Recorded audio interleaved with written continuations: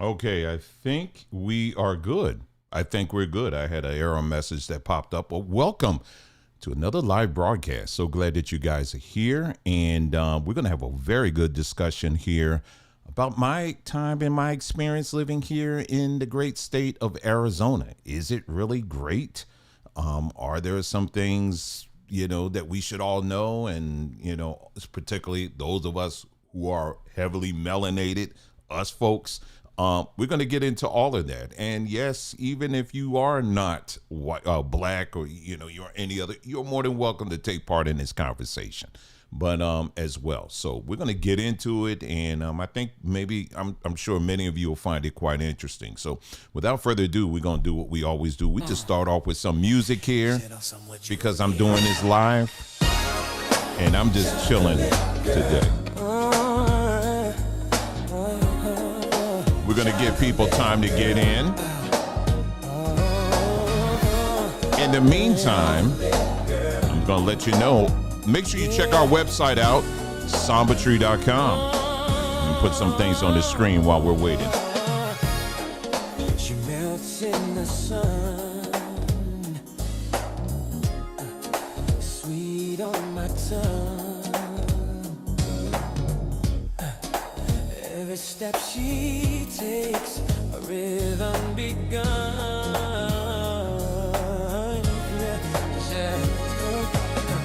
She's cocoa, she's velvet, she's all I need. A sugar rush, walking, a living dream indeed. Her laughter smooth like caramel streams. She's the spark, she's the cream in my dreams. Chocolate girl, oh, you rock my world. Sweet like a kiss, yeah. Let your love unfurl. Chocolate girl, yeah. Yeah, my heart's a swirl. Can't get enough of my chocolate girl. She's got a smile like a candy shop glow. Every word she speaks, it's a sugar flow. Her eyes, they shine like a cocoa night. She's the flavor I crave, she's my delight. She's the taste I can't ignore. One bite leaves me wanting more. Bittersweet and oh, so divine. Chocolate girl, oh yeah. Chocolate girl, you're forever mine.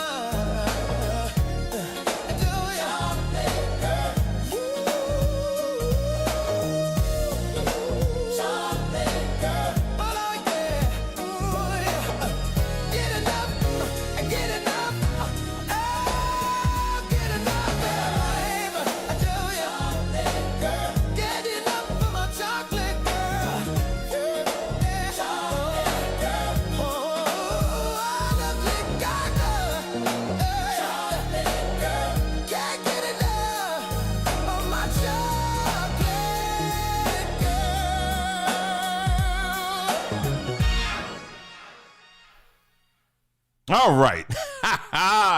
Chocolate girl. Yeah, I like that one a lot. Welcome to another live broadcast. I hope you guys are doing well. Happy Monday to you. And another great day here in this great state of Arizona. Today was actually I'm in southern Arizona, so the weather is a little bit different. Typically, it's usually it's warmer down in these parts. Today it was overcast, which meant that we had cooler temperatures today. I think we didn't even break 80. And anytime it's cooler, I welcome it. Okay. But yeah, this is a state that is known for its heat. So take all the cool days you can take. But otherwise, it was a great day. It was a good weekend too. I hope you guys also had a great weekend. Now, for me, I wanted to do this video. I already had it planned out. I was going to edit it. I knew what kind of edits and stuff I was going to do. And, my schedule is just, I just don't have that kind of time, not right now. I don't. So what I do promise you is that we're going to dive right in.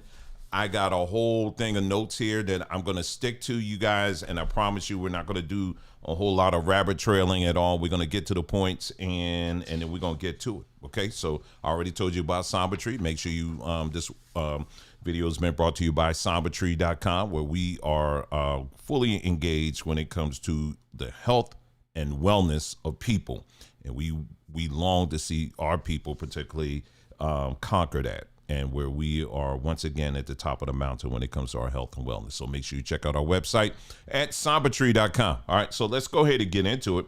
So tonight we're going to talk about, this video is not going to be one of which, anytime, I love watching travel videos. I absolutely love watching travel videos, especially the travel videos that involve food.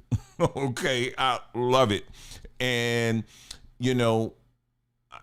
we have this inside joke in our house where anytime when we look at travel videos that are done by Black folks, a lot of times, it's all in the thumbnail. A lot of times, what do you see? See the parts of Brazil that they won't show you. My life in Italy as a Black man. My life in whatever, France as such and such. And it's always this. So you already know what's coming. We're not doing that. Okay, we're not doing that when we're talking about Arizona. There are plenty of videos out here that, people share their experiences, and that's okay. I'm sharing my experiences. But what I want people to understand is that the experiences don't just end there with most Black people, if we're honest, okay?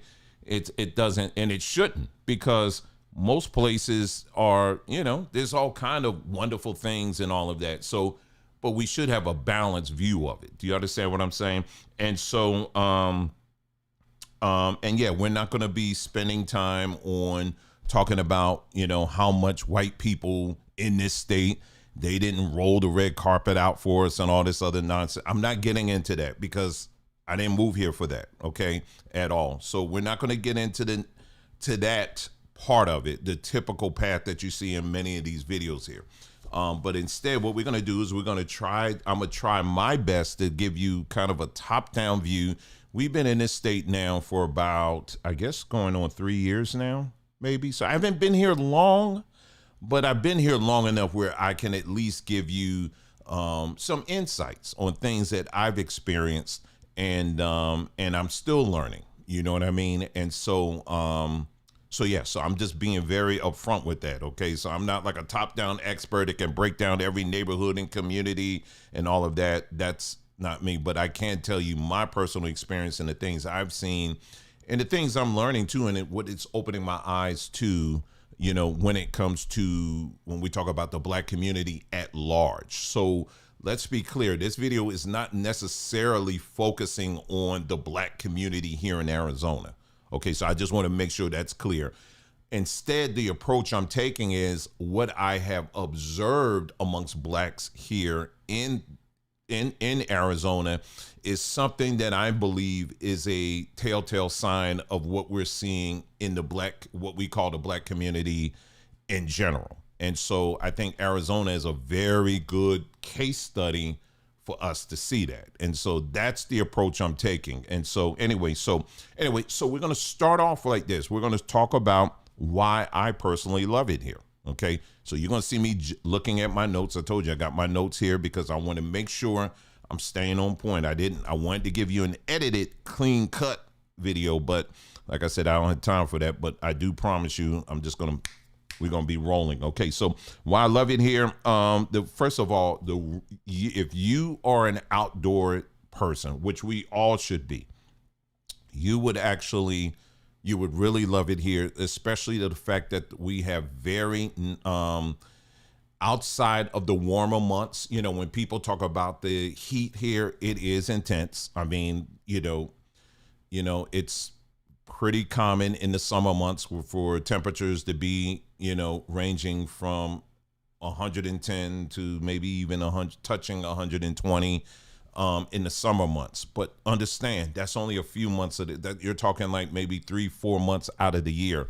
The rest of the months, it's not as hot, and it gets, it can get mild at some time. In the winter time, it can get quite cool. Again, I'm speaking on the southern part of Arizona. The thing with Arizona is, and this is what I love, is very similar to that of, let's say, if you live in Nevada or I would say even New Mexico or California. The southern parts are going to be where they're going to be the warmest, right? And the driest. But as you start moving up, the climate, the general climate actually changes. Like in Arizona, you know, a lot of times when people think of Arizona, they think of the Grand Canyon, which, you know, why not, right? And so what you see, a bunch of rocks, you see a lot of dirt and dust and all of that. Oh, I forgot to say, hey, big shout out to, of course, to the people in the chat. Welcome to the platform. Really appreciate you guys being here. So that's what we typically see.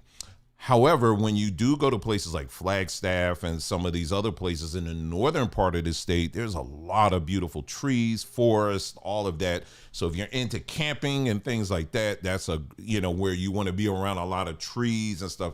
Northern part of the state is going to be the place you need to go and visit. It's an outdoor paradise. I mean, you literally have people that come from all over the world to visit here, to vacation here. And so, yeah, so when it comes to being out, if you're an outdoor person, you like to bike and all of that and hike, oh my gosh, this is a state that you definitely want to put on your list, because it's just such a, I really do love it. And the thing I like too is even at nighttime, you know, there's times that we have a bench outside in the backyard. I just go to sleep out there because it's just so calm and peaceful. And for now, and I'll touch on the amount of construction that's going on right now, depending on what part of the Phoenix area you live in.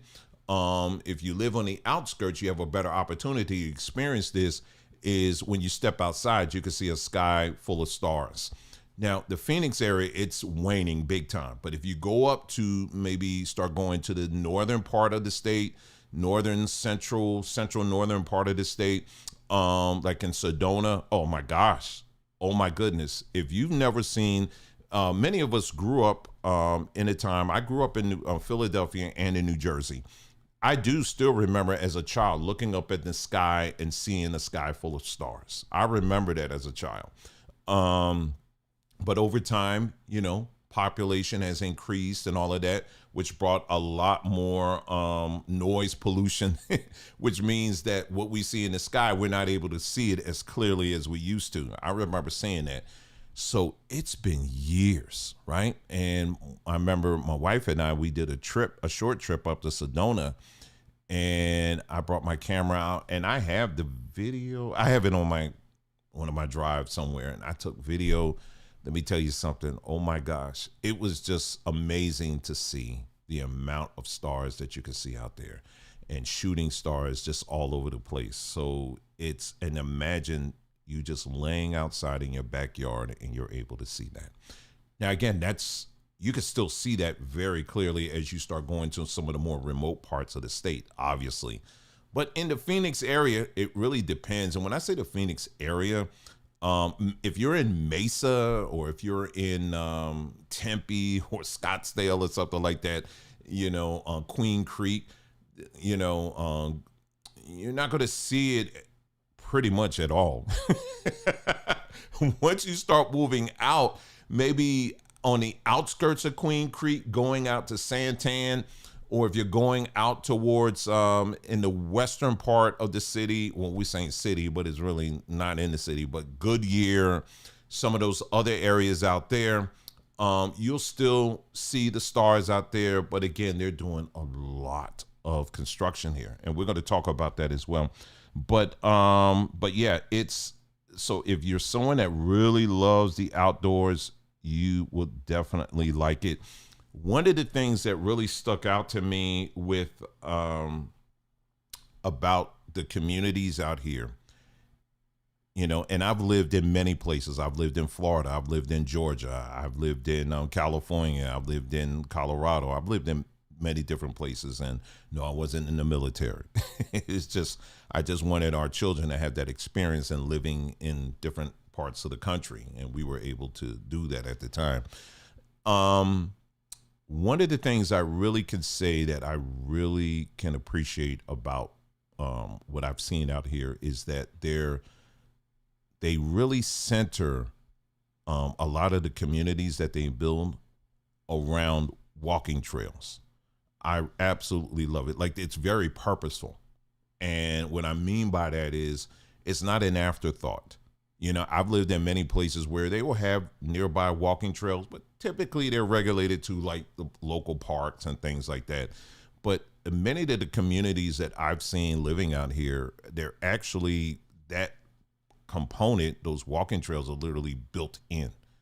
And if you want to go for a quick walk, you know, a lot of times you don't want to walk on the main road. Sometimes you just want to walk, a quiet path or whatever. And many of the communities that I've seen out here, they have that. And I've never seen that before. I've seen it in some other areas, but out here, they are very intentional about that. And I absolutely love it. I absolutely love it because, again, a lot of times when I go for a walk, I don't want to walk on the main roads. I just, you know, just a quick, quiet walk kind of thing. And yeah, and many of the walking trails, they're lit and all of that. So it's really, really nice. And as a black person, a person that has a lot of melanin in our skin, this is paradise. Your melanin, oh my gosh, is getting a full baptism.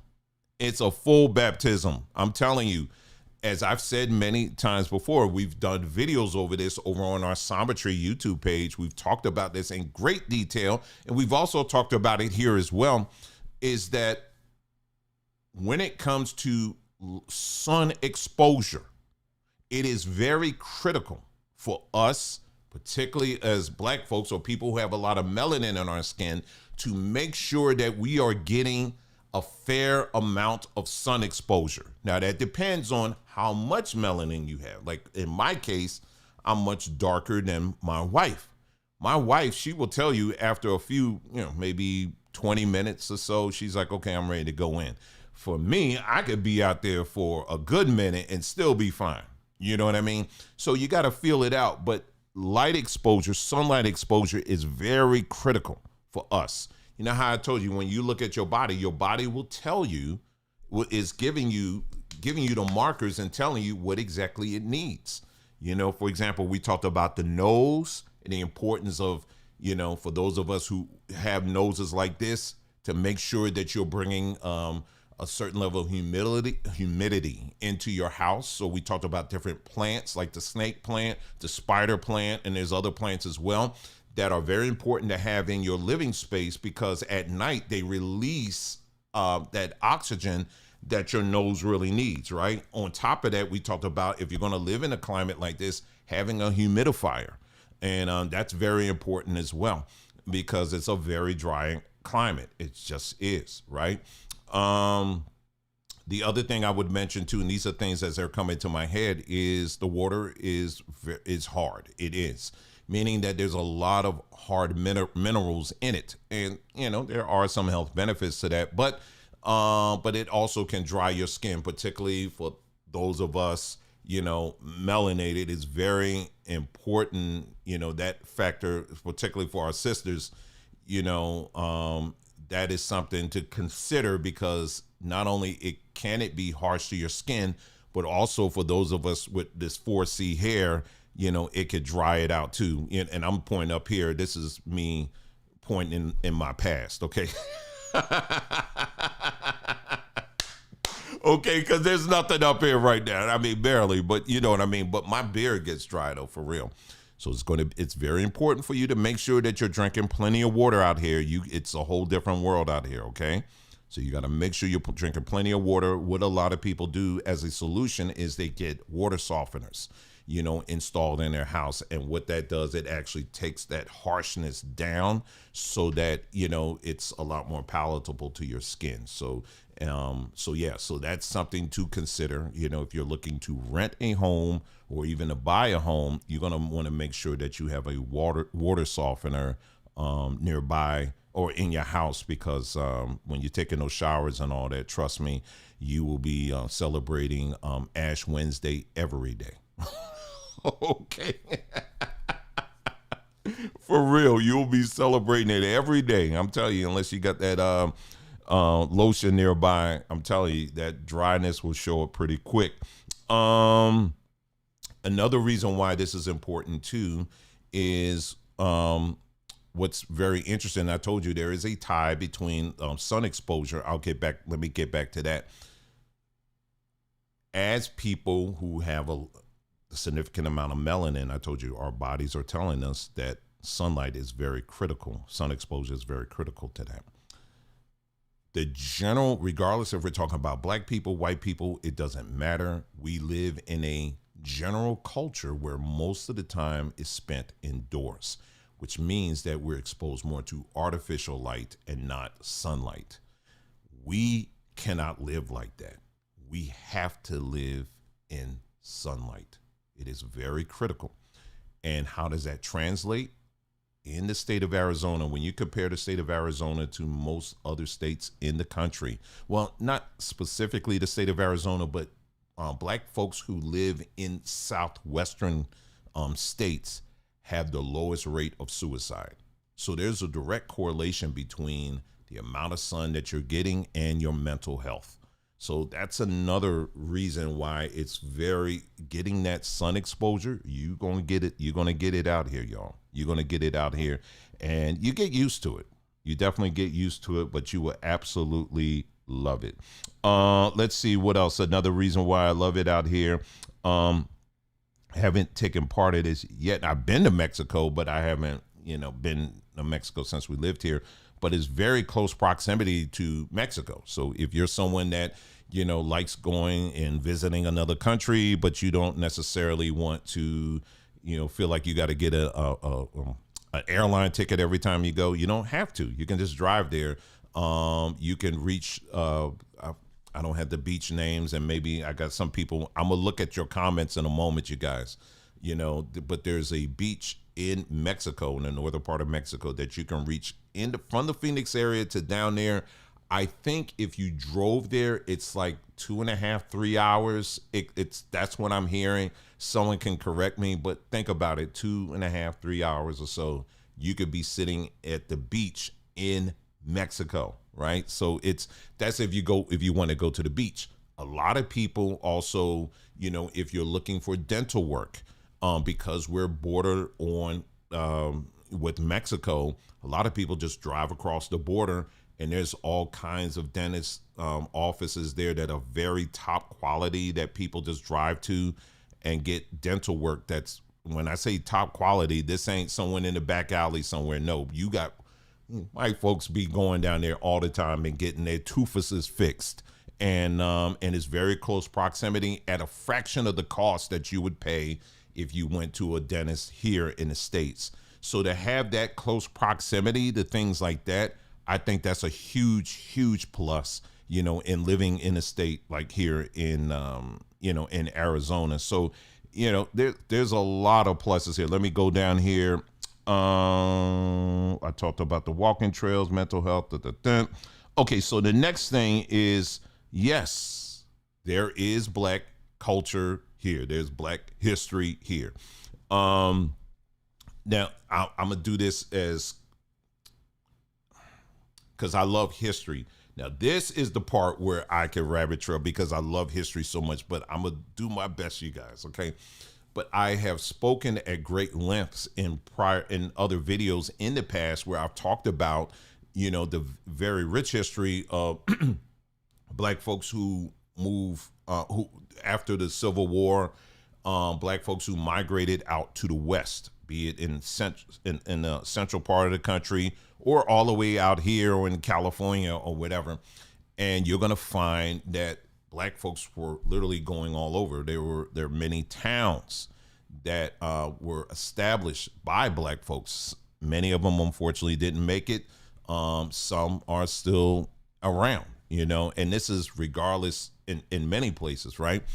Throughout the country for the most part. But what doesn't get talked about enough is black folks moving out here in the Southwest. There are many examples of places here in the Southwest where black folks have come out here and all of that. Now, albeit not to the degree where you've seen a much larger black presence established in places like Oakland, California and the San Francisco area, Los Angeles, areas like that. Even there's some, quarters up in Washington State. Some of those other areas, you will find a somewhat of a significant presence that's been well established. So you have a much wider base that the black communities there could build on and grow on. So when you think of Oakland, California, it's like a no-brainer, right? You know that you're going to run across many black folks there, right? Places like that. Los Angeles, the same thing. But when it comes to places like Phoenix, it doesn't really ring true it doesn't immediately come to people's minds who aren't familiar with this area. But if you've lived here long enough, like places like South Phoenix and Okema. I hope I'm saying that right. But that's all in the southern part of the Phoenix area. You're going to find a significant black presence there. You're going to find one there. Also, going out towards Goodyear. Goodyear, you have a significant black presence out there. That's where you got a lot of new construction going on there. What was I going to say about that? The homes are much cheaper out there for now. Yeah, I'll just leave it at that. But yeah, you're going to see a significant black presence out in places like that as well. But yeah, so because the base, how I just said like places like Oakland, California, some of these other places, they had a much wider base of people black folks who were magnetized to those areas. Not so much here. Not so much here. You will find that history that goes back to like the late 1800s, early 1900s of black folks that lived here. The base wasn't as wide as it is in those other states. Do you understand? So it's not a whole lot to build on, but it is there. You will find black folks who've been here for generations. I've come across quite a few black folks who've been here for many, many years, but it's very rare. Most of the black people that I do run into here are people who have been, or are brand new. Someone mentioned it's a lot of black people in Peoria and Glendale, Arizona. Absolutely. You're absolutely. Thank you for reminding me of that. Yep. You do have a significant black presence up in those areas too. That's going to be going now. You're going up into the northern part of the city, in that area. And so there are little enclaves that you will find of a black presence here in this area in Phoenix, and it's growing because Phoenix area is in fact a very growing town. What was I going to say? Now, what I have also noticed too is you are starting to see some black businesses that are popping up. It's not many, but you're seeing that, so it's coming. It's just a slow process, But when it comes to things like in my experience, when it comes to restaurants, it's just been, I haven't had the best of experiences. There are, and when I say the best, when I say black restaurants, let me be clear. I'm talking like soul food type restaurants. That's what I'm talking about, right?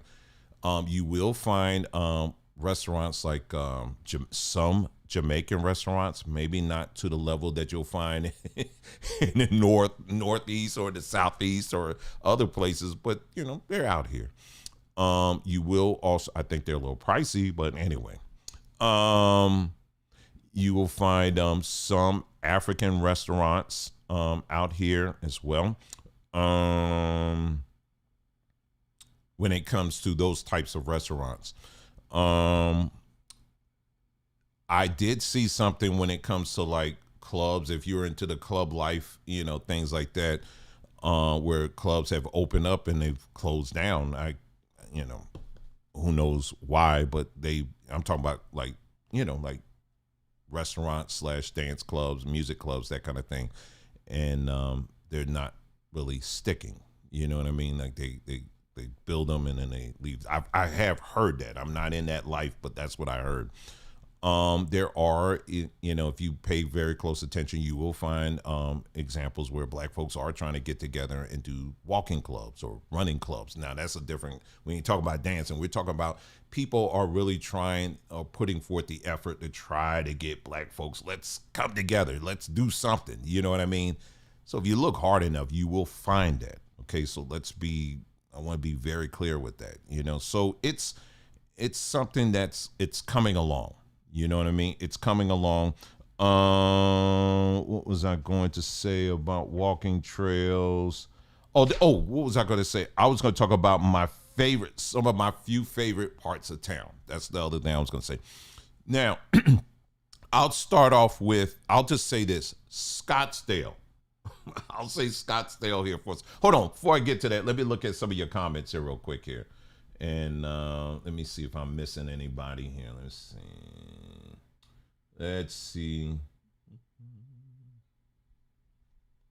Oh, yeah. Todd said there's a bit of black history related to the old lumbering industry around McNary.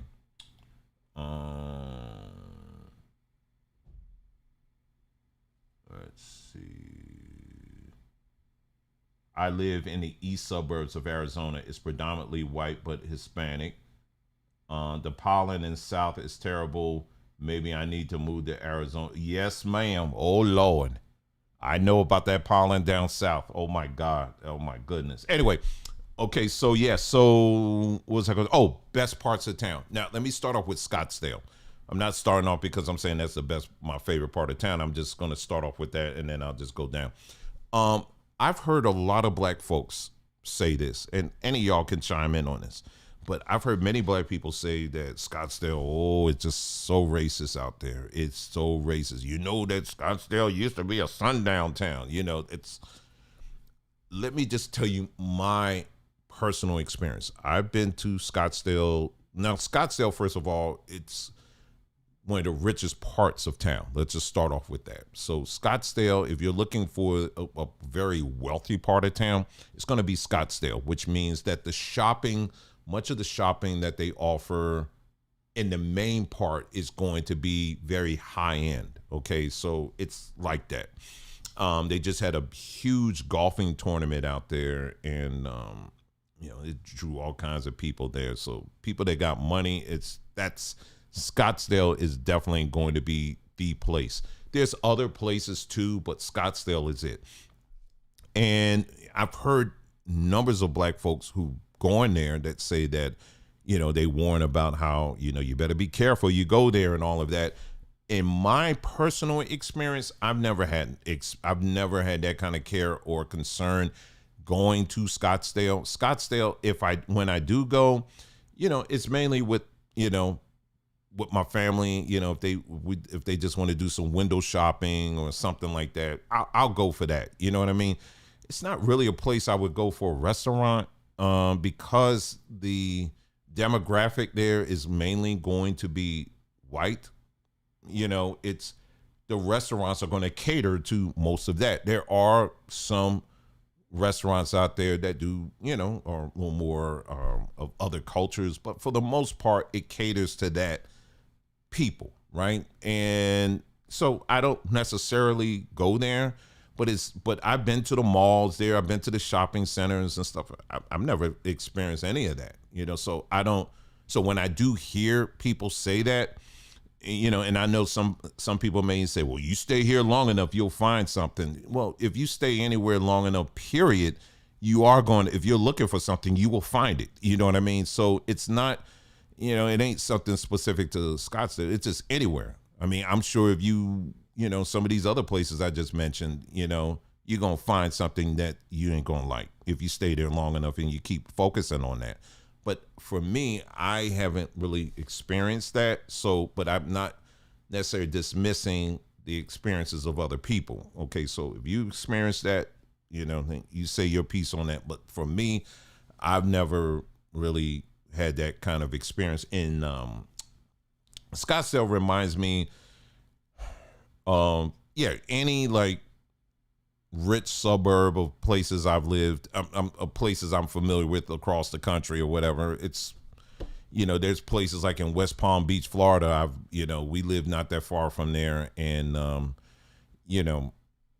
mean, I walk through there and that's it. We may stop and get something to eat and whatever, that's it. But I've never had any kind of like, oh my God, they're going to chase me out of town after certain. I've never had that experience. I don't know what people are talking about on that one. But Scottsdale, you got that part, but you also got another part of Scottsdale too, where you got Mexicans that live there and some of these other groups there too.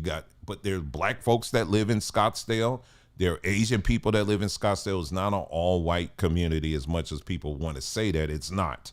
There are numbers of black folks I've come across that call Scottsdale home. But it is very pricey. It's a very pricey place. Okay. That's, if you like that kind of thing, you got that kind of money, you want to be in that, that's it. But it's a nice place to visit if you just kind of like seeing nice things. For me personally, I would say my favorite parts of town would be Tempe, Mesa, and South Chandler. Those would be my favorite parts of town. Tempe, that's going to be where you have a lot of college life going on, but with that, it brings a lot of neat restaurants and stuff like that. And, shopping, they have a nice outdoor shopping mall out there that we go to sometimes. It's not that far from the airport, of course. Tempe is a nice place. When you start getting into Tempe and Mesa, if you're looking for foods that are catered more to other cultures, if you guys know what I mean, Tempe and Mesa are going to be the places you're going to go. Those are going to be the places you're going to go if you're looking for that. So you're going to find a lot of Mexican, of course, restaurants. You're going to find a lot of Middle Eastern, quite a few Middle Eastern places. To a certain extent, you'll find some African restaurants there, and then some Jamaican restaurants. You'll find that there too. But that's going to be the areas where you're going to find, if you're looking for that kind of food and markets that cater to these other cultures, Mesa, Tempe are going to be the places that you go for that. South Chandler, and it's so funny because Chandler, I always went to one section of Chandler, like the main, downtown part of Chandler. I was, for the longest time, we would just go there, not realizing that, oh snap, there's a whole nother section of Chandler. It reminds me a lot, if anybody that's familiar with Southern California, specifically Orange County, it reminds me a lot of Irvine, Tustin, those areas. It's a lot of high tech that's being built there. A lot of high tech. Oh my goodness. And that brings in better quality of restaurants. The houses, of course, look nice. Communities look nice and all that. It's well polished, all of that kind of stuff. It's a nice drive-through. If you're looking to do a nice drive, you just, like for me, sometimes I just like driving through nice communities, right? And very nice area. If you just kind of wanting to check the, if you just want a nice drive or whatever, I would definitely say that. So those are areas I would definitely recommend. That's where I hang out. Those are my personal like places I like to hang out. Gilbert is a very nice town too. It's it's big, but it's a very nice town. It's mixed. Some people, like I said again, you're gonna come across some people, who just whatever are in their own space in their head or whatever. But in my experience in Gilbert, it hasn't been a bad one. It's been fine. It's been quite fine. I think it's a pretty neat town. One thing to keep in mind though, I will say this, is that I don't even know if I could say this hard enough, loud enough, whatever, but it is very Mormon here. Very Mormon here. Oh, the Mormons are up in here thick. You hear me? They are up in here thick. In Gilbert, they have one of their main temples. And man, you could see that thing from, I could be way out on the highway on the 202 somewhere. And if there's two things I figure out there's three things I use to get my sense of where I'm going. Of course, I look at the horizon of the sun in the direction it's going, the North Star, and then and their temple, because that thing is huge, Jack. Oh my gosh, that thing is huge. And it's quite something to behold. I'll just say that. They also have one that's not as big, but it's in Mesa. I think that one might be older than the one in Gilbert. But yeah, that thing is massive, right? And so they also, in the Masons, the Mormons, they actually have, they're very heavy in the politics in the Gilbert area and some of the surrounding areas as well. And that's why like places like Gilbert and some of these other places like Queen Creek, they're very family, they are like serious about family, like having like very family oriented stuff, because the Mormons, that's what they're about, you know what I mean? And so, but the thing is like, oh my gosh, like I mentioned the big, temples and stuff that they have, right? It's two of them, one in Gilbert, one in Mesa, but they got little churches. I would say every 3 to 5 miles is a Mormon church. Every 3 to 5 miles, I'm not playing. And I was like, how do you have so many churches in such a small space? There's that many more? Yeah, apparently there are. And what was I going to say? They have, and then they also run a couple of businesses that are well known around here, like the Deseret Books. That's like a bookstore. Think of Barnes and Noble, but it's Mormon based. I remember I walked in there. I had no idea that it was a Mormon place. I walked in, it was like, do. I was like, whoa. Like, I could tell when I walk in somewhere, that's kind of like, whoa, this is different. And I saw what was kind of books is on there. I was like, yeah, I ain't trying to do that. About face, I got up out of there. They also have like a bakery. I forgot the name of it. It's a chain of bakeries that they have here. I wasn't too impressed. But they've been around for some time. Fun fact, Mormons, when it comes to drinking alcohol, they see that as a very evil vice. And so what they pivot to is soda. So you'll find quite a few places out here that specialize in sodas. And so, yeah, there's a couple of restaurants here that are little quick places you can go to get all kinds of flavored soda.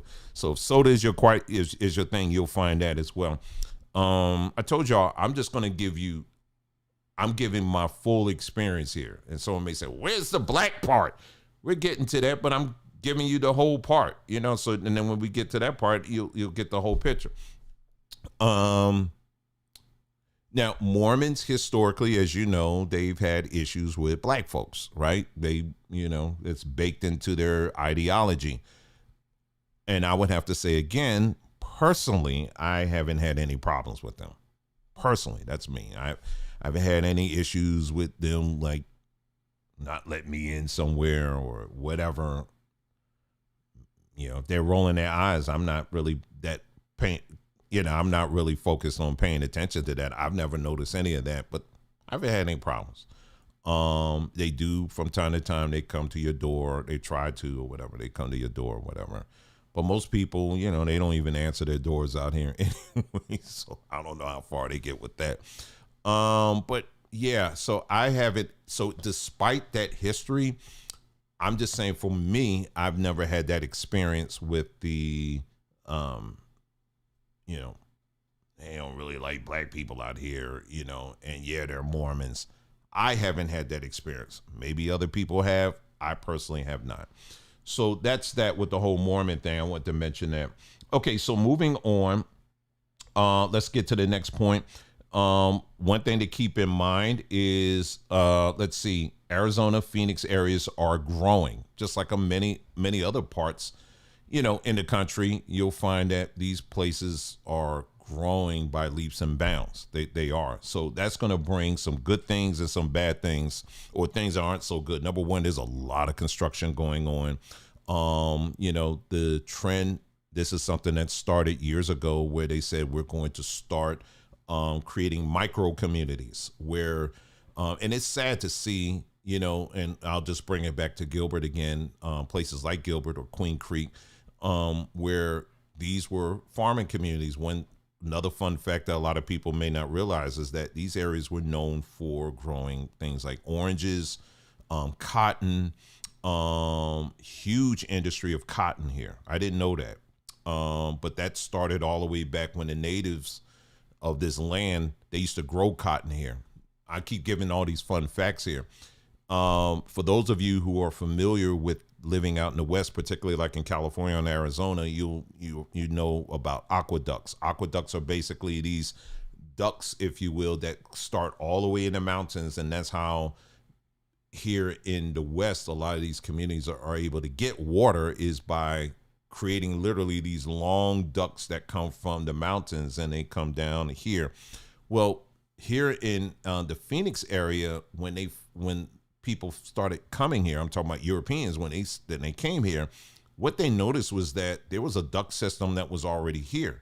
The Native Americans that were already pre-existing here, they found long ago, they actually built a very elaborate duct system that spread throughout the entire valley. It's quite amazing. And so what these white people did when they came in, they just built on top of it. So when you see this very elaborate duct system, water aqueduct system here in the Phoenix area, it's literally built on top of what the Native Americans did. Really fascinating. And so what they've done here is that they built, little walkways along. It's quite nice what they've done. But anyway, but one of the crops that they would grow, some of the staple stuff here, but cotton was one of the big crops that they used to grow here. And then that later on, it came with oranges. Oranges became a big staple here in Queen Creek. There's a olive mill. It's called the Olive Mill. They have an olive farm there too, where they grow olives. So you would think that it's a desert. You can't grow anything here. Oh, there's quite a few things that people are growing here, but those things require a lot of water, right? So what you're seeing now, and corn, what about that, right? But what's happening now is slowly but surely that land is being gobbled up by, now we're building, these high rises, these little, apartment buildings. They're building a lot of them. And they also have a lot of retirement over 55 communities too. Oh my gosh, there's a whole lot of them out here as well.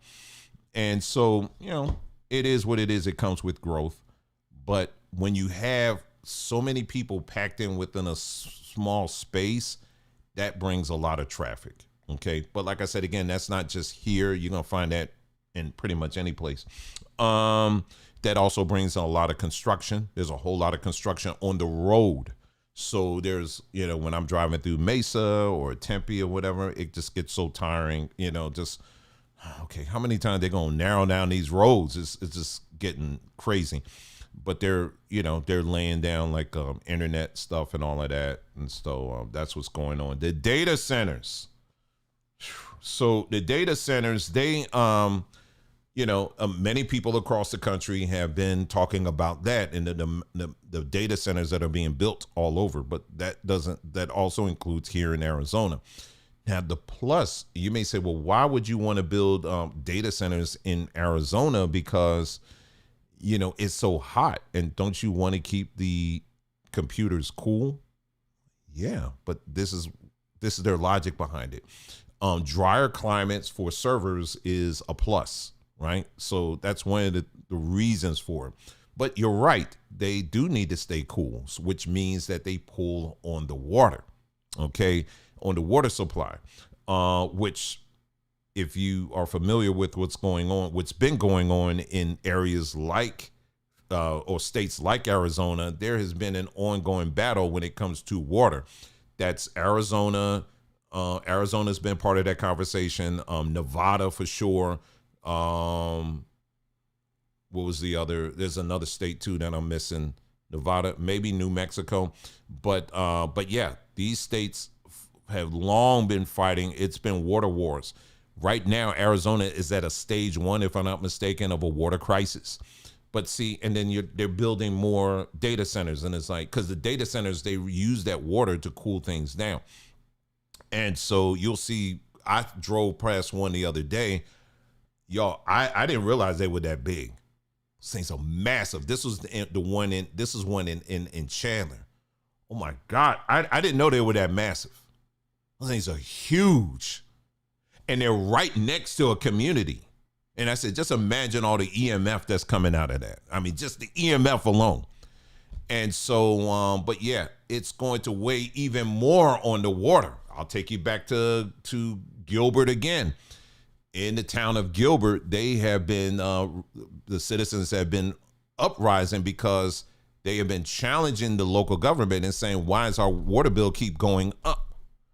And so part of the reason is tied into these massive data centers that they're building all over the place here.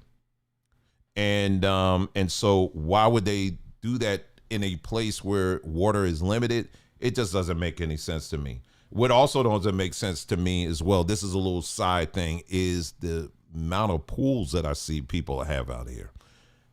But I don't see anybody hardly swimming in them. I don't get that. I'm like, and low key, if you live out here and you got a pool, don't be offended, but I'm just gonna say it. But I said, isn't this a bit of arrogance to have a swimming pool in the desert? I mean, especially when the water is limited, I don't know. It just, I know we want to stay cool and all that, but should we be like, I don't know, conserving water a little bit more? I don't know. That's just me. But anyway, and I'm going to get to your comments back here in a moment here. But anyway, that's one thing I've noticed. I see all these people with swimming pools, but nobody's swimming in them. And someone may say, well, part of that is because of this. Really quick. These swimming pools, the way they, like all swimming pools, they have a reflective base to it, right? So think of a lake. Like there's lakes I could take, up in the mountains that you could go to, not too far from here that you can go to. You go swimming in, the lakes are nice and cool. Now, what's the difference between a lake and a pool? Swimming pool has a reflective base to it, right? So when the sun hits it, normally when the sun hits the surface of the water, it's going to bounce off the surface of the water, right? But there is a percentage of that water that penetrates and goes even further. But because these swimming pools have a reflective base to it, that sun is hitting the bottom all the way to the bottom, and you're dealing with very clear water. So the sunlight is hitting the base of the water and it's literally heating up these pools. So by the time you hit the summertime and you try to go into the swimming pool, a lot of times it's boiling. So a lot of these people got these swimming pools, they're not even using them because it's so hot. Now, if you, like I said again, if you go into a lake, for example, it's muddy and all of that, or there's a lot of sand, sediment, and all of that. So the sun can't really penetrate as much, which makes the lake a lot cooler, right? Than a swimming pool. But anyway, that's just something I noticed, and I was like, this is weird. Anyway, move on. Water crisis, I talked about that. Compact building, I talked about that. Job opportunities in tech. Now, there's a lot of great opportunities out here. If you are looking to get into tech, a lot of great opportunities. There's a lot of big companies, that big and small, that are coming here in the Phoenix area. So if you're looking to get into tech, this is definitely a place to consider. It's definitely a place. I'll just say a lot of people from India are making their way here, but due to some recent changes, with the, passport changes, I also noticed too, because, I talk to people and all that too. There's numbers of them that are actually leaving here and going to Texas. But nonetheless, there is a significant Indian population here as well. And I'm going to get into some of these. We're going to get into levels. Like I said, again, this is just my personal experience and things I've noticed. So yeah, so you got that too. So there's, if you want to get into tech, this is definitely a place worth checking out for sure. Job opportunities in tech. Now there's a couple of videos out here, a few videos of great channels. They're not coming to mind right now, but just do a search, you'll find them. Black folks who have moved to here in Arizona, purchase land on the cheap and say, we're going to live off grid. And quite fascinating. They kind of document everything. I always like watching that and just seeing how people do all of that. It's quite fascinating. Me personally, okay, that's as no reflection on them, but that was something I actually thought about doing when we first moved here. You know, I was saying that was going to be part of our plan, but the more I thought about it, I was like, you know, there's a reason why that land is so cheap. You know what I mean? There's a reason for it. And the more I start digging into it, I began to realize, I was like, yeah, because, you know, a lot of those areas these people move to, well, first of all, the land is very cheap. So if you're looking to purchase cheap land, Arizona, again, is another one for the win if you're looking for that. Okay. But anyway, the deep inhale, exhale. The thing I will say is this, is that in many of these places, obviously, because it's off grid, which means it doesn't have a water supply, right? Unless you purchase land that has a spring on it, which is going to be kind of rare in the desert. But, you know, there's some cases where people have been able to land such a opportunity. But for the most part, no. People who live off grid, they tend to have to get their water from the local town, in the nearby town. They have it, you know, trucked to their place where they have a well or a tank or something like that. Another way they get water is by collecting rainwater, which it hardly rains out here, but you know, that's another way they get water. And then as far as like power and all of that stuff, that's whatever. You know, it's not something I would do. It's not something, you know, because the desert is such an extreme environment. It's just, you know, I don't know. It's not so. It looks good on online. It looks very fascinating online. But having lived out here, you know, I see. I'm like, nah, I don't think that's something I would want to do. But worth exploring, and it's good to see, you know, Black folks who are breaking out of these, you know, certain molds, if you will, and are exploring these different spaces. I'm just saying, for me personally, Dwayne, that's, after I've looked into it, that was like kind of something I wouldn't do once I start considering these other factors or whatever. But, you know, to each his own, you know, but it's very interesting to see nonetheless. Okay, so now we're going to turn the page a little bit. Let me take a look at some of your comments here, and then we're going to get into the Black community. All right, we're going to get into that, okay? And I'm going to really start going in. And, you know, like I always do, I'm going to tell you the truth, you know, based on my personal experience here. So let me see here. Give me just a moment.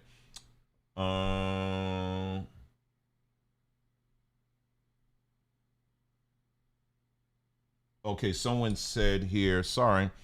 Someone said, oh, they're talking to someone else. I'm not sure. They said, you haven't been here long enough to really get used to certain things in certain areas here. I'm finding my way pretty good. Plus, I'm heavy in the entertainment business, so I'm involved. Mm-hmm. Let's see.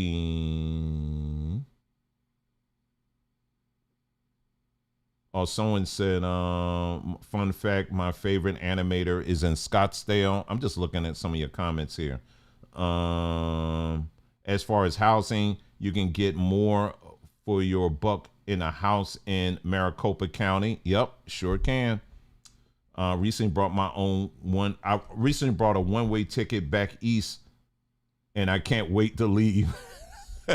I hear a lot of that too, you know, where people, you know, a lot of Black folks. So anyway, That's what we're going to get into this. Okay. That's where we're going to start getting into this. All right. So let's kind of turn the page a little bit here, and I'm going to talk about community. All right. So the foundation of community, period, is communication. It's definitely communication. I would say is definitely a foundation of any community. You know, how we communicate to one another. Coming to a place like Arizona or anywhere else, ever, don't care. Doesn't matter. This is not exclusive to Arizona, but like I said, Arizona is a place of extremes. So it really brings out a lot of the things that I have been seeing all over the country. You understand what I'm saying? So what we're going to be talking about now, this is not necessarily just an Arizona thing. It's something that I think reflects a much bigger picture. Okay. One thing I would say is coming to a place like Arizona, if you come here with your personal problems or personal issues, they're not going to magically disappear once you come here. And this is a problem that I see a lot of people fall into. And like I said, it's not just Arizona, it's anywhere. I've heard these stories all over. I shared, it was a very nice, kind black couple that they have a YouTube channel here. And they were talking, and the husband, he uploaded a video recently where he talked about that, where, you know, he deals with a lot of black folks who are relocating to Mexico. And literally what I'm saying, bar to bar, word to word, he was saying the same thing. He was saying that the one thing I deal with is a lot of black folks who move here and they bring their problems with them. And so regardless if it's marriage, if it's with kids, if it's financial or whatever, and they just have this idea that magically all of that's going to get reset and fixed. And I do understand why people believe that, because a lot of times when you're going through some very critical things in life, you just want a reset button. And the easiest thing is, I'm going to jump on a plane and I'm just going to go somewhere else. That's the quick emotional part, right? But if you still have those issues and problems, well, guess what? You're going to bring them along with you. And sometimes you have people who, they like the chaos. They like the noise. They like all that other stuff. So when you come somewhere like in Arizona, which isn't like that, and it doesn't match the environment that you came out of, then you begin to judge that environment based on where you came from. Do you understand what I'm saying? And so therefore, that's where it gets a lot of the reactions that we see where people say, ain't nothing to do here. This place is boring. It's hard to connect with people here. That kind of thing, right? And we're gonna really get into it, okay? So I hope you guys are hanging in there with me. So that is definitely a factor, right? You know, and the other thing too is when we moved here, like any other place I moved to, as much as I long to see black folks and black faces and black places and all of that, I didn't really move to these places for that. You know, like most human beings, I just want to live somewhere where I could say it's safe, it's, you know, it's calm, it's peaceful, and I can get access to the resources that are important to my family and I. That's really my basic requirements, you know, wherever we've lived. So I've learned to live that way. But to expect anything beyond that, like I've heard some, and I really listen, I really do. I listen to some people and they're like, you know, see, they don't have anything here to do with black folks. See, these white people, they, you know, everything's catered to them. Well, yeah, it is, because that's who's been here. You know what I'm saying? So, you know, if you're expecting them to do a whole whatever Juneteenth roll out red carpet thing for you, that's not going to happen. So I think sometimes the expectancy is a little off for some people, regardless if you're coming to Arizona or you're going to anywhere else in the country. I think the expectancy sometimes it's not measured. That's what I think. And that's what I've seen. So I would say that. Okay. So that's something, if you're going to move somewhere like that, keep that in mind. All right. Let's go a little bit further. I said outside of designated black events, and as I mentioned earlier in this broadcast, there are black events that do take place here. There are groups that get together, black folks that get together, and they do all kinds of things. But here is where I'm going to push a little bit. Outside of those black events, my personal experience has been when I encounter black folks on the street, I don't, the acknowledgement isn't there. And what do I mean by that? And that's getting into my next point, and I'll get into that. I'm gonna develop that point in a little bit. But like I said, I'll say it this way: there's no nod culture. And if you know what I mean, is brothers, when we see each other in the street, like, hey, what's up? That kind of thing. I did a whole video on that specific topic about Arizona.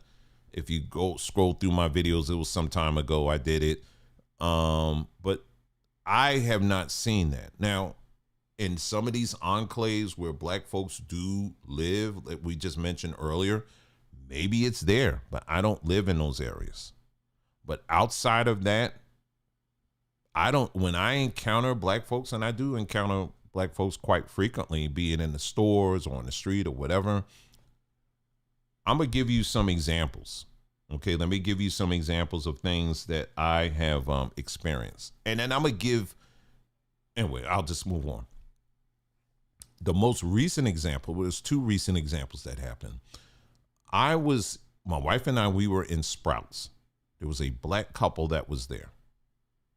Now, Sprouts isn't known to having a whole lot of people there. They're not really, they're not known for that. But it's a nice little peaceful little marketplace that you can go to.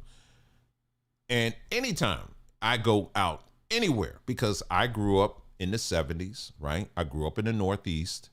So it's pretty normal in my time and in the generation I grew up in, is that we always at least acknowledged each other. And when I say acknowledge each other, let me be clear. I'm not asking you to be like, hey, brother, right on. Give me a 5 on the blackhead side. Stick it in the hole. You got soap. Nobody's asking for all of that. You know what I'm saying? Nobody's slap me high. No, nobody's asking for all that. Just a simple, like acknowledgement. And then we just keep it moving. And so anyway, I'm used to that. Okay.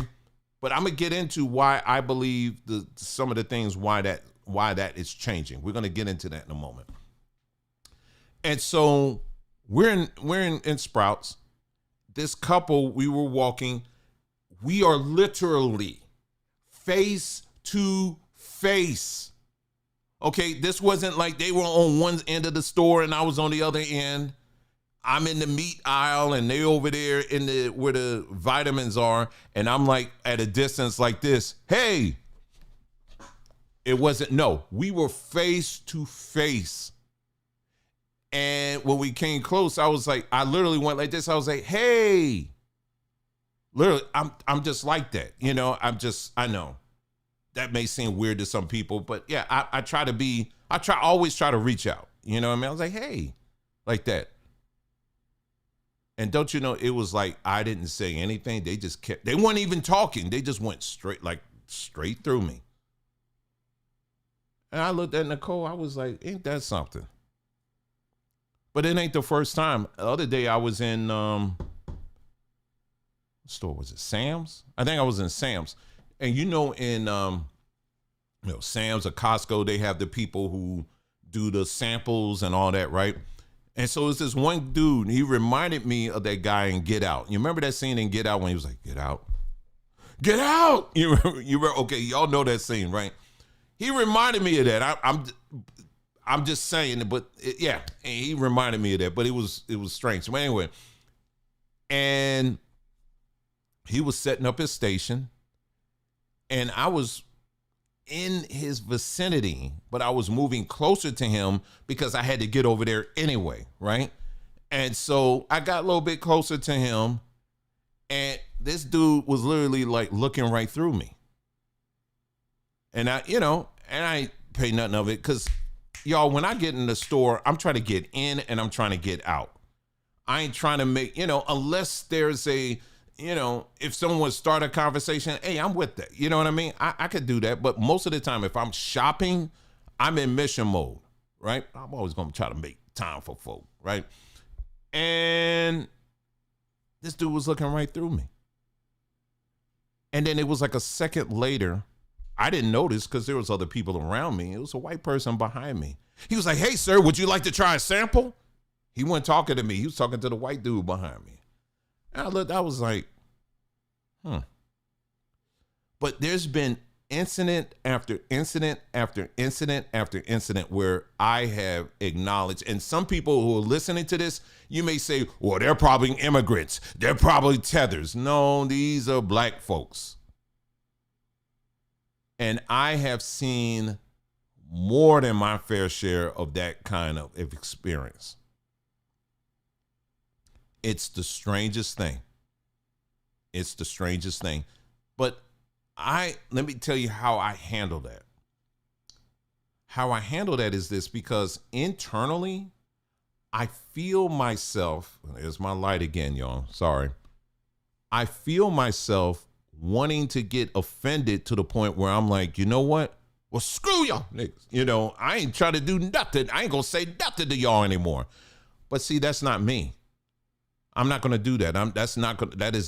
I am not gonna allow that to change who I am, because who I am going to acknowledge. And I'm gonna keep right on doing it. As messed up as it is, it's just, wow, that's really something. But I'm gonna keep on being me and gonna keep on doing what I always do. Try to be friendly. Like, there was a older black woman. She was in the store and she was like lifting up. She was talking about, I'm trying to figure out. She was acting like she was getting ready to lift up her water. You know how you get those big water cases of bottled water in like Sam's or Costco? I was like, ma'am, let me go ahead and get that for you. And I said, how much do you need? That's kind of how I am. You know what I mean?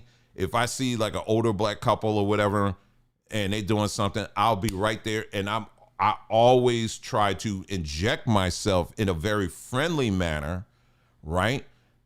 And if I see something like that. But other than that, I'm a person that if I do see you on the street, I'm at least say hi. Now, I do understand, because I look at people as individuals too, that some people, maybe they don't notice you, or maybe they're doing something else, or maybe they just got a bad attitude about something. So I really, really try to take myself through the ringer to make sure that I'm not just making it personal. You understand what I'm saying? I really do. And, but it's happened so often where it's like, no, there's something else to this. There's something else to this. And we're going to get into what I believe is contributing to that. And it's not just an Arizona thing. Okay. But that has been my experience with that. It's been very strange, and particularly with brothers, with men. I've seen that quite a bit.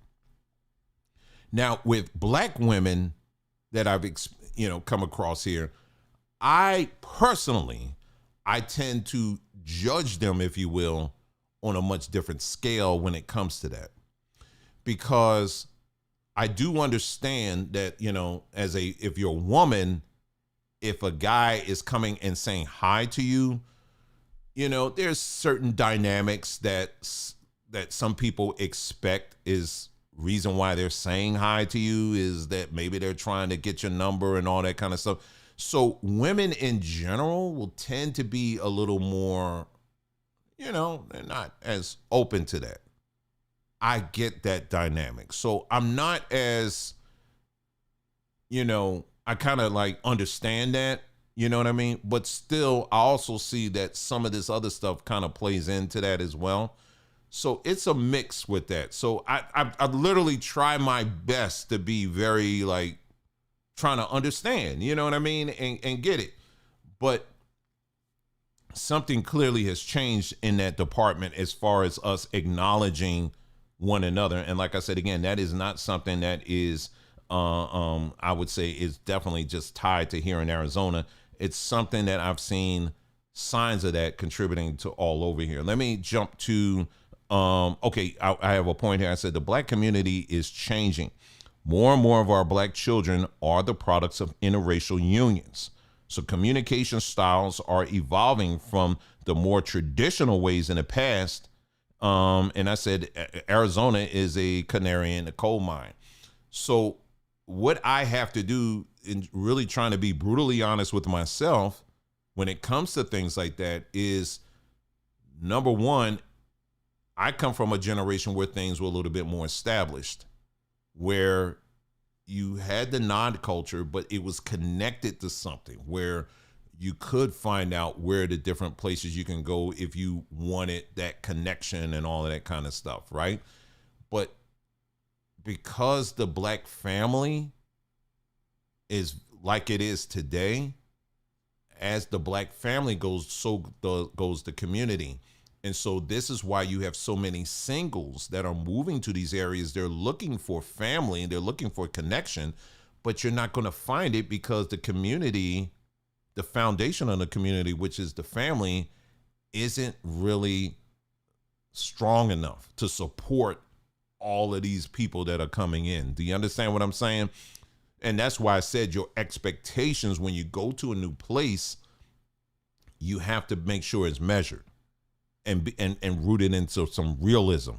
You understand what I'm saying? Because that's the truth. And this is, like I said, again, it's not just Arizona. It could be Minnesota. It could be wherever. Name the town, city, state, whatever. It's the same thing. So our expectancy to see this prefab black community that's waiting for you in open arms and has the wink wink and the nod nod and is going to bring you into the secret passages of the town and the city and the culture and all of that, those things really aren't there as much as we talk about on social media. You understand what I'm saying?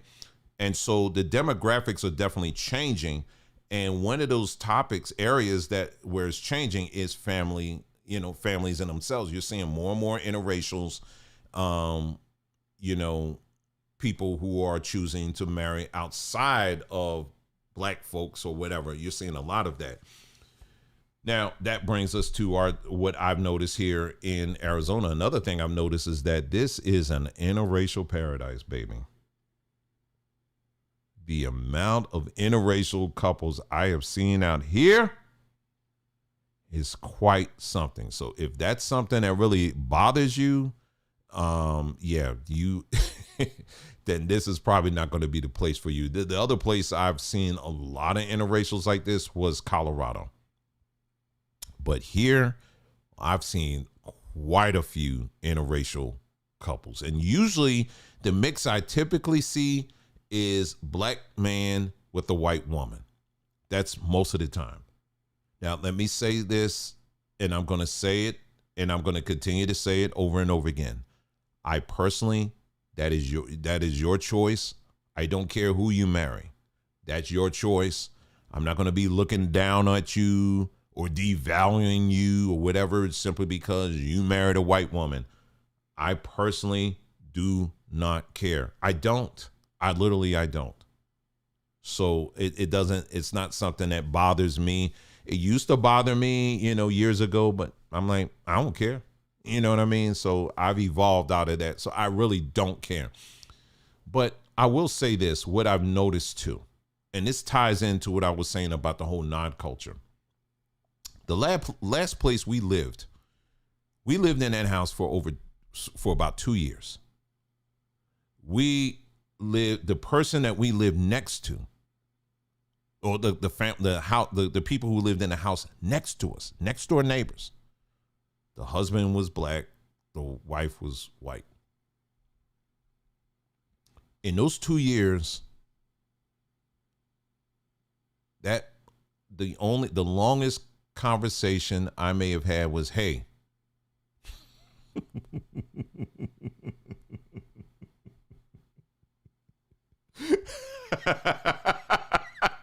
I'm not lying. I have tried to be like, hey, how you doing? And it's like they just quickly trying to get into the house. And I'm sitting up here, I was like, what the hell? What is going on here? Because, I'm just expecting like, hey, what's up, bro? Like we're living next to each other. So I'm expecting that there'll be a little more conversation. Not so much that we're going to be bosom buddies. I'm not expecting that. I want you to understand that. We may only talk on occasion. Okay, fine. I'm okay with that. But when I'm talking about, it's like it was an extreme. Like, I'm not trying to talk to you. But what I'm saying is that's just one example. In the majority of the examples that I have experienced living here is that in most cases when I'm in the store and I see the black guy with the white woman and I'm trying to be like, hey, bruh, hey, what's up, man? Or whatever. This dude, most of the time, and like he don't want to talk to nobody. I'm just saying, again, that's my personal experience. What you may do, what your experience may be, it may be different. I'm telling for my personal experience, and I'm not crazy, because if you go to the video that I did where I talked about this in great detail, there are many people in the comments that are saying the same thing. They said, I've experienced that too. What is that? Now, some people may have their speculations like, well, whatever that is, but there is something. And it relates to a much deeper issue. Listen, who you choose to marry, that's your choice. That's your choice, as I said earlier. But does that have to come with a disconnection to someone that looks like you, that's just simply saying hi? Does it come prepackaged with that? Because if it comes prepackaged with that, then yeah, I got a problem with that. But a lot of these dudes, they're actually proving the stereotypes right. And guess what? I can give you even a more closer example of that, of someone I know very personally, and I'm not going to drop their name. I've talked about them on this platform before, but I ain't going to say it now. But there's some people listening to me, you know exactly what I'm talking about. But I can tell you firsthand the inner workings of some of that.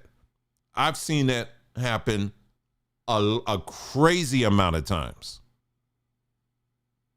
And like I said, again, some people may say, oh, that's just, you're just going off a few examples. No, it's like I said, it's almost like a running joke here now in our house. It's like we know what to expect. But I'm not going to allow that to change who I am. Like, I'm always going to try to initiate. I'm always going to try to reach out and that kind of thing. But that has by far been one of the most strangest things that I have seen living out here. Now, the result of that, if they're acting like that, what do you think the kids, how they're turning out?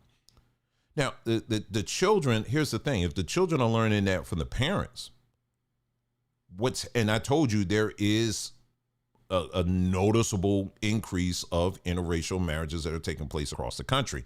So what we talk about, what I said, the generation I came out of, the nod culture and all of that, that culture is changing, whether we like it or not, because now these children are trying to embrace, the black side of them and the white side of them as well. So there's going to be some things that are going to get lost by default. So we have to be, those of us who come out of that generation that I come out of, we have to understand that it's going to change. So just because someone that may look like you, they don't acknowledge you, you don't necessarily have to always take that personal, right?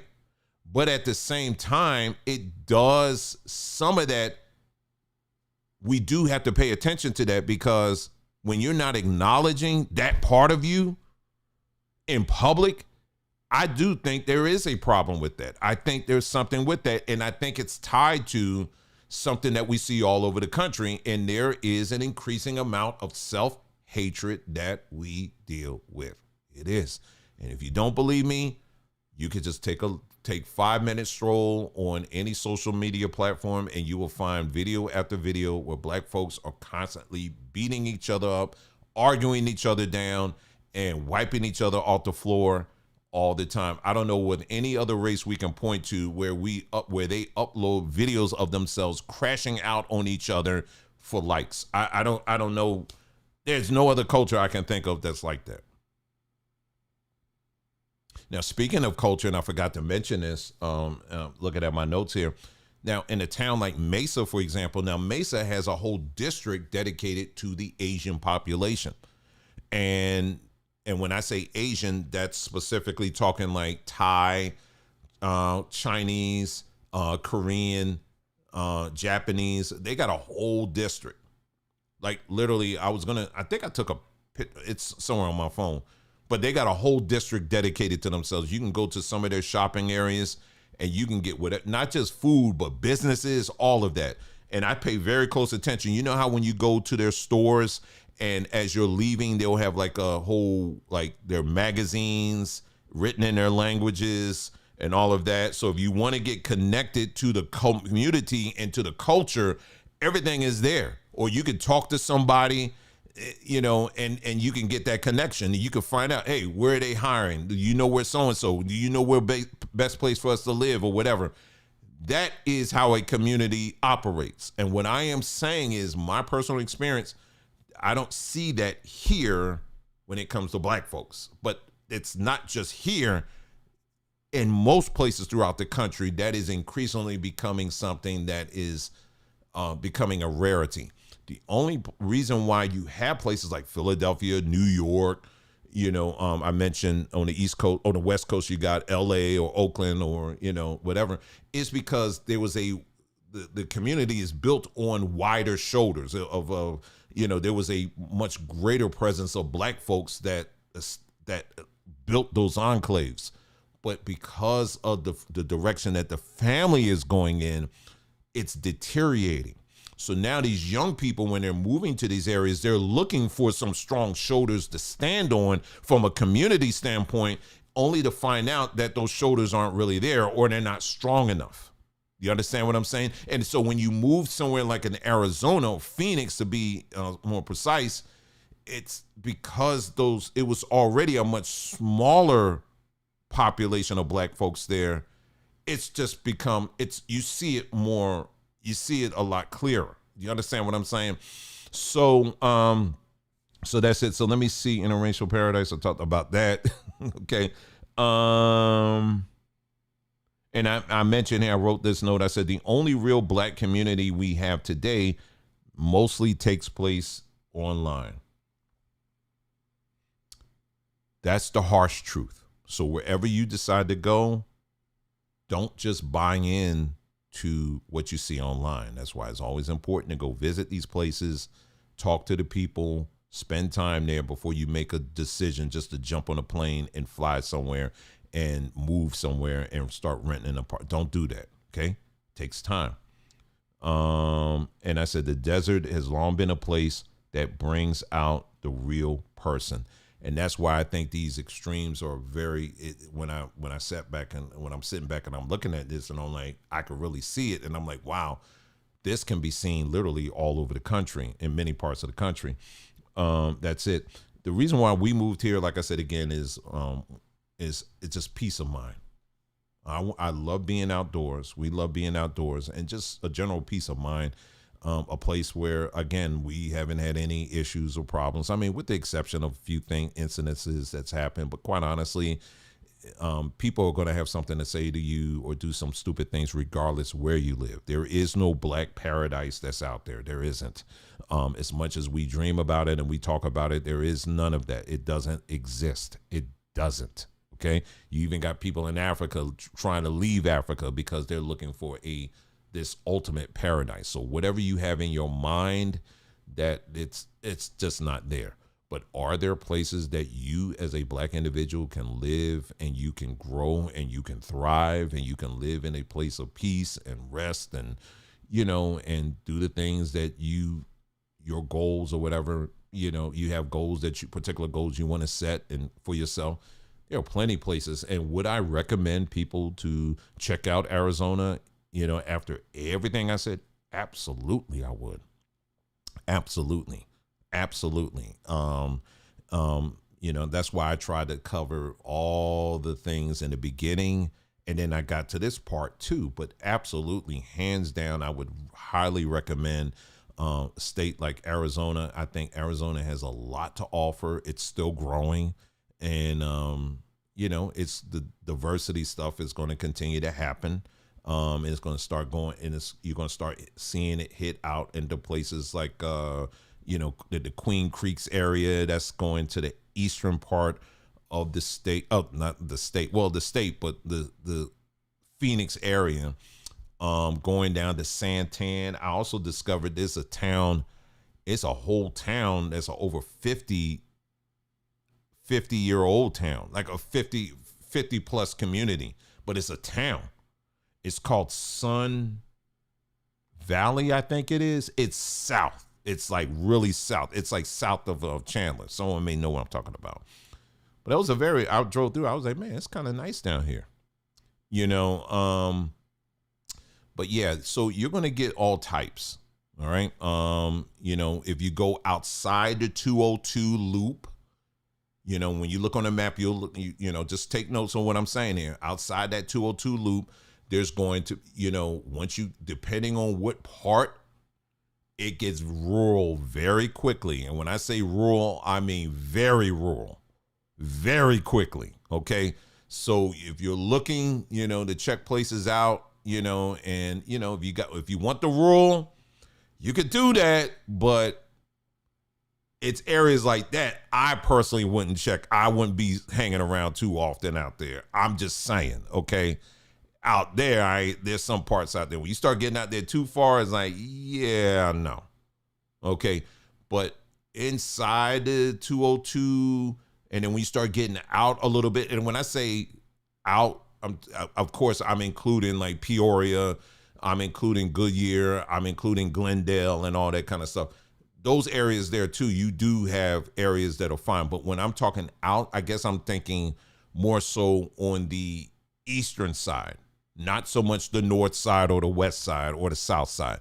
The eastern side, that's the part I'm saying, yeah, if you black, you may want to not go out there just yet. You know what I mean? But Arizona has a whole lot to offer, I think, other than that. And I think it's a beautiful state. This is a beautiful part of the country. The things I really enjoy the most is waking up every day and seeing those mountains, seeing palm trees, seeing these desert plants, hearing these beautiful birds out here that just, they're always fascinating to me. Hummingbirds all over the place. It's really, really, really a nice state.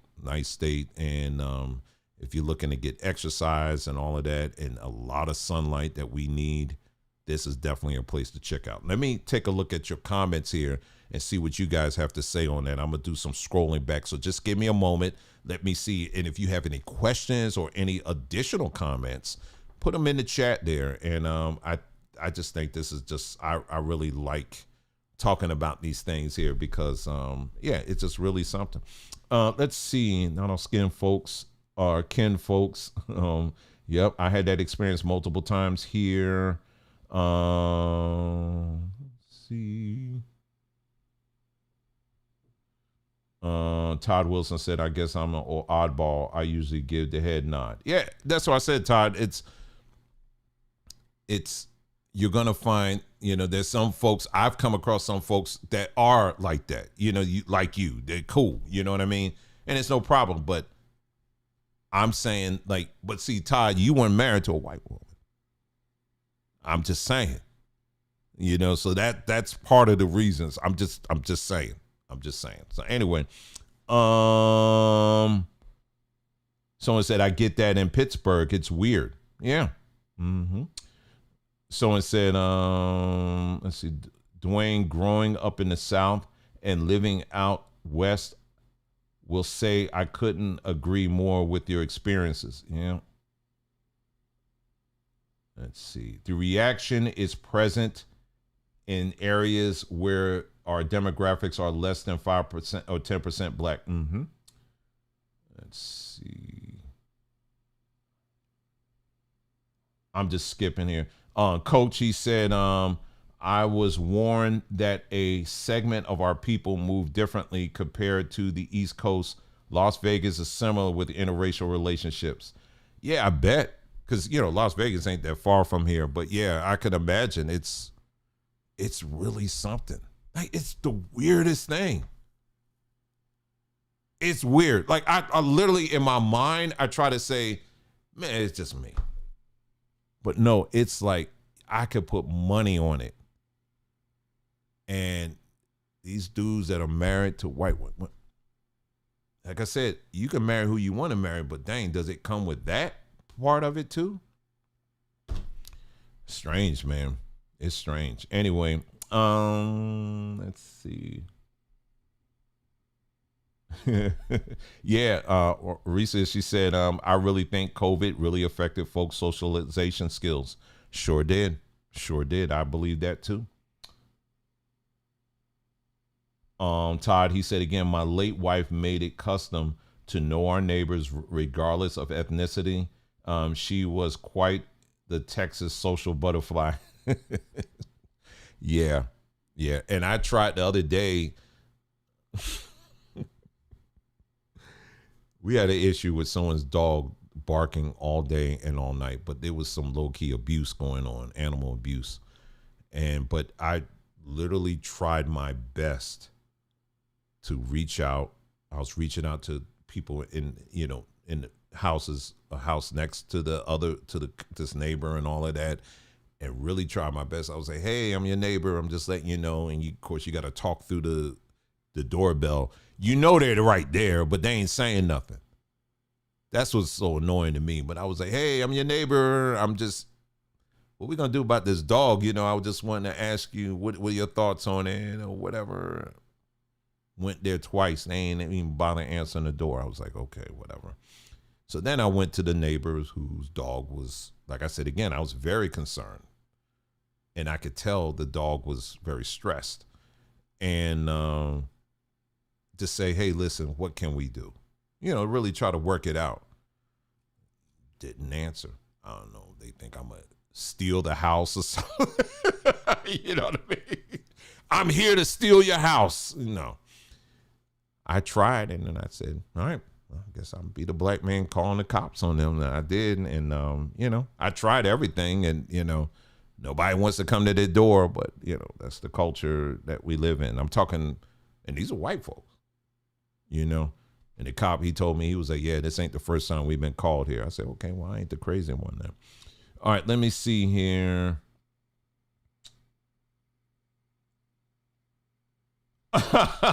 So it says sofa on the porch rule. Yeah. Yes, sir. And I'll take you up even higher than that. Abandoned cars on blocks rule. Okay. Old cars that it's not like, and when I say old cars, I ain't talking about, oh, it's a collectible. No, the car's old and you just too lazy to take it off of your lawn. I be looking at there and I'm like, and they have like a bumper sticker like Jimmy Carter is for president. It's like, okay, yeah, you need to move this, but that's their land. They could do that. Yeah, that kind of rule. It drops very quickly out there. Someone said, I like the mountains, but that's about it. Yeah, have you tried? This is Share V4C. Before you get out of here, have you done any hiking? Have you tried that? So walking trails, have you done that? I know it gets hot, but have you tried that before you get out of here? Try some of that if you haven't tried that. Or take a trip up northern part of the state.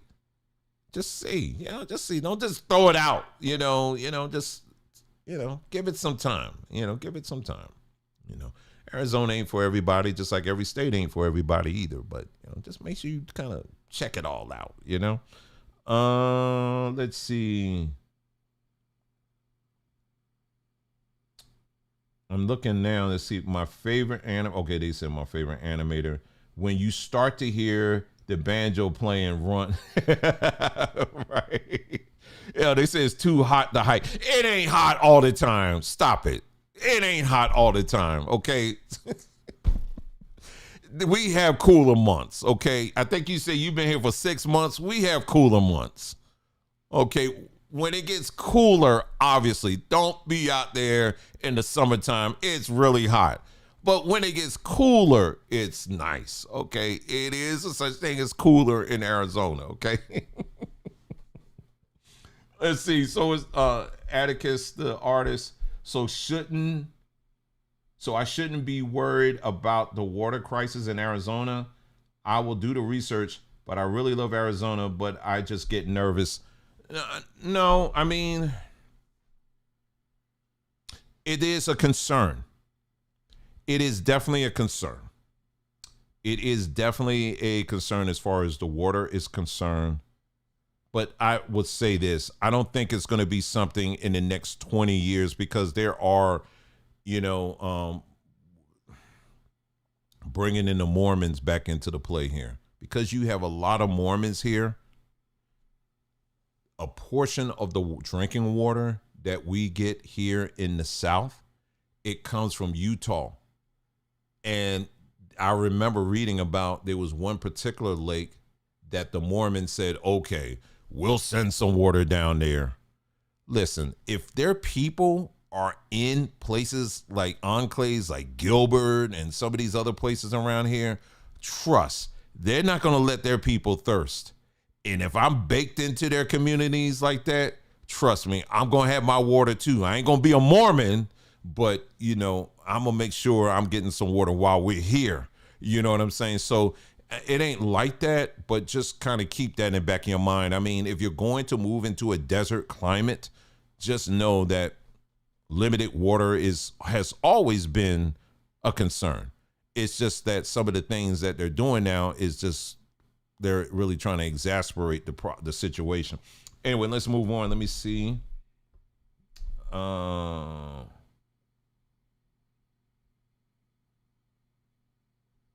Todd, he mentioned, he said, oh yeah, don't forget there is an nearby Indian reservation. Haven't been to any casinos, but more black entertainers are coming through. Yep, true and so. And did you read, Todd, they actually are building a Costco.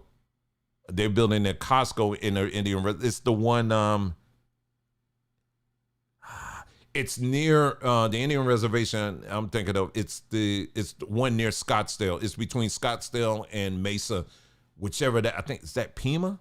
I'm not sure, but that Indian reservation there, they're going to build a Costco there. So yeah, they're these Native Americans, they're starting to build up around here too, because they see the amount of money that's coming in to these areas. And so yeah, they're starting to build up to, but yeah, so it's coming. It's coming along.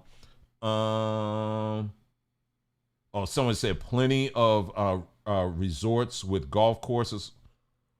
Bruh, the amount of golf courses here, if you're into golf, you got plenty of opportunities to golf out here. Plenty of opportunities, okay? If that's your thing. That ain't my thing because I just no. Anyway, Arizona got so much history. Are you going to visit any old Wild West towns? I've thought about it. I would like to do that. There's one not too far from here. I may check some of that out because I love the history thing and all of that. But yeah, it's nice. But I tell you that I was watching this, and I'm pretty much done unless somebody's got some other stuff here. I was watching this video the other day. It was a couple that took a train from Salt Lake City, I think, Utah, to Colorado. Amtrak has a brand new train, a tour train or whatever. It's not a sleeper car. There's no sleeper cars on it, but basically all the trains, all the compartments in the train, they all have those big wide open windows, and it goes all through the different parts of that area. When I tell you, this is really a beautiful part of the country. Very beautiful. It's a very beautiful part of the country. And I'm very fortunate to live in this part of the country. Not to say that other parts of the country aren't, but if you're someone like me that really loves mountains and like looking at the cacti and looking at the desert plants and flowers and looking at these lakes of the rivers and stuff that sprout up after a rain, and the beautiful sunsets. I really do like it. I like it a whole lot. And yeah, I mean, there's a lot going on there to check out. Let me check one more time to see.